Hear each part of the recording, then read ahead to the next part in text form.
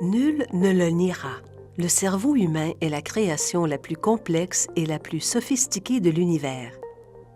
Imaginez que l'on possède une carte en relief complète de ce miraculeux territoire, avec la possibilité d'examiner de près n'importe lequel des 86 milliards de neurones qui le composent. À présent, imaginez que la technologie à l'origine de cette carte ait été mise au point ici même, au Canada.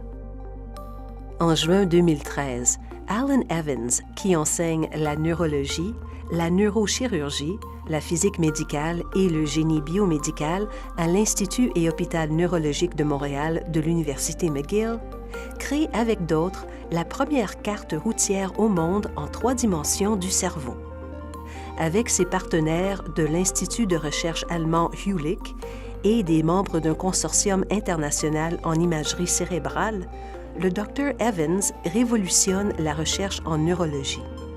Baptisée Projet Gros Cerveau, la carte a été réalisée après numérisation d'un cerveau sain découpé en au-delà de 7000 tranches, jusqu'à l'échelle de la cellule.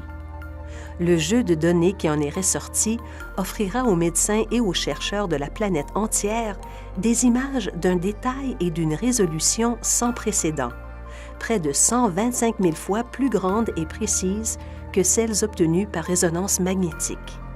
Pour ceux en quête d'un remède à la maladie d'Alzheimer, à l'épilepsie ou à d'autres troubles cérébraux, la différence entre les données antérieurement disponibles et la carte du Dr Evans équivaut à vouloir trouver son chemin de St. John's à Vancouver au moyen d'une map monde en plastique plutôt que de l'application Carte de Google. Quand il a émis pour la première fois l'idée de tracer une telle carte, le Dr Evans a sollicité l'aide de Canary. L'organisme a financé ses projets C-Brain et G-Brain, et l'équipe du chercheur a bâti le puissant logiciel ainsi que les plateformes web nécessaires pour établir la liaison avec d'autres scientifiques et bases de données, posant les fondations numériques de ce qui allait devenir le gros cerveau.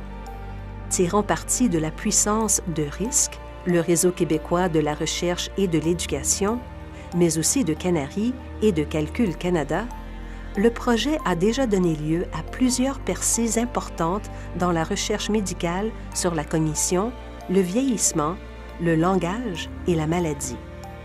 Nous sommes désormais beaucoup plus près d'élucider les mystères du cerveau humain, peut-être même de trouver une cure pour certaines maladies à l'impact dévastateur sur les individus, les familles et la collectivité.